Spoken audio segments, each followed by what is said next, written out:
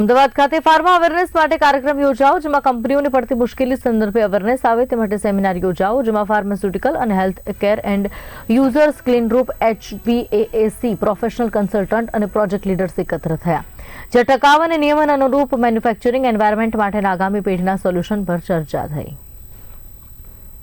President ઇલેક્ટની position પર છું અને કન્વેનર ફાર્મા કનેક્ટમાં છું।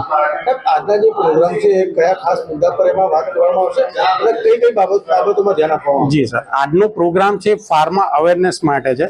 આપણે ગુજરાત અને મેઇનલી અમદાવાદ, તો અમદાવાદની સરાઉન્ડિંગ ઘણી ફાર્મા જ કંપની છે, તો આપણે એકચ્યુઅલી જોવા જઈએ તો ગુજરાતના હબ છે ફાર્મા। તો ફાર્મા કંપનીઝમાં ઘણા પ્રકારની મુશ્કેલીઓ પડતી હોય છે।